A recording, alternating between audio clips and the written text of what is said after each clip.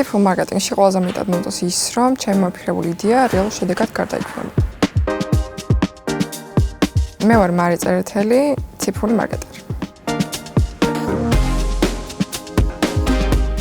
თავდაპირველად ინტერესი ჯერ კიდევ აბიტურიენტობის დროს გამიჩნდა, როცა გავაკეთე mini research-ი, დავფიქრდი, რომ მარკეტინგი იყო ის, რაც მომცემდა ჩემი უნარების განვითარების შესაძლებლობას. და ამ პერიოდში ისიც გავიაზრე, რომ ციფრული მიმართულება ამ ეტაპზე ყველაზე საინტერესო და მოთხოვნადია. უკვე აქტიურად ვეძებდი თუ სად შემეძლო რომ განმევითარებინა ჩემი უნარები და სკივილის პოსტიც ამ ეტაპზე შემხვდა. გადაწყვიტე რომ დარეგისტრირებულიყავი. ყველაზე საინტერესო იყო ის, რომ რეალურ საჭიროებებს ერგებოდა ჩვენი კურსი და ასევე იყო ძალიან მოქნილი გრაფიკი. ამ შემთხვევაში თუ ვერ ვახერხებდი ლაივ სესიებზე დასწრებას, იმის საშუალება ყოველთვის მქონდა რომ ჩამერთო და თავიდან მეყურებინა. და ეს ყველაფერი ასევე მეხმარებოდა იმაში, რომ ჩემი უნარები მეტად განმევითარებინა, რადგან უშუალოდ თან ვუყურებდი და თან პრაქტიკულად ვახორციელებდი დავალებებს. მქონდა საკმაოდ დიდი დედლაინები, ასევე დავალებები იყო მორგებული პრაქტიკასთან, რაც გვეხმარებოდა, რომ ჩვენი უნარები მეტად განმევითარებინა.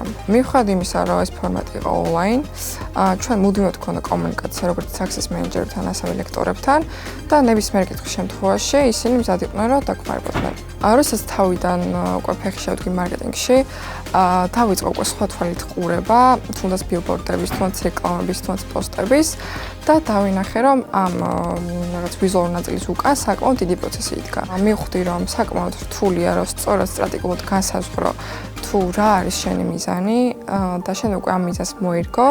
ამიტომ ვფიქრობ, რომ ერთ-ერთი დიდი გამოწვევა სწორედ ეს იყო. ამ კურსის დახმარებით საკმაოდ ბევრ ინფორმაციაზე მივიღო წვდომა და ეს ყველაფერი უკვე რეალურად გამომადგა ჩემს პროფესიულ სტაჟში. აღმოაჩინე, რომ მაინტერესებს advertising-ი და ანალიტიკა და ასევე კონტენტის ნაწილი, სადაც უკვე კონტენტ ანალიზს და კონტენტ კალენდარს გვეგმოვ.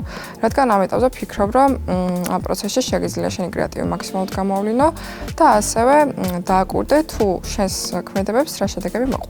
დასაქმების ნაწილს რაც შეეხება, ბაზარზე საკმაოდ დიდი კონკურენციაა, მაგრამ ვფიქრობ, რომ თუ კი იპოვე შენს ასე ვთქვათ ძლიერ მხარეს და შემდეგ ამას განავითარებ, შეიძლება უკვე რომ თავი დამკვიდრო ამ ბაზარზე. სკივილი დამეხმარა იმაში, რომ ჩემი რეზიუმე მომეწესრიგებინა, ასევე გამემართა LinkedIn პროფაილი, რის შემდეგაც უკვე დავიწყე აქტიურად მოძიება სამსახურის. იმ ეტაპისთვის საკმაოდ რთული იყო, თუმცა აქტიურად ვიყავი ჩართული ამ პროცესში და მალევე დავიწყე სტაჟირებაც. სტაჟირება შემდეგ უკვე მოყვა რეალური გამოცდილების დაგროვება და ისეთ პროექტებზე მუშაობა, სადაც რეალურად დავინახავდი პროცესებს. მარკეტინგი იძლევა იმ საშუალებას, რომ შენი თავი დატესტო სხვადასხვა მიმართულებებით, როგორც არის მაგალითად სამშენებლო, სტომატოლოგიური, საავტომობილო და ეს გამოცდილება დამეხმარა იმაში, რომ რეალურად სხვადასხვა მიმართულებაში კიდევ უფრო მეტი რამე მესწავლო. ვარ ისევ განვითარების ეტაპზე, ვფიქრობ, რომ ჯერ კიდევ ბევრი მაქვს სასწავლი, რადგან მარკეტინგი არის ის, რაც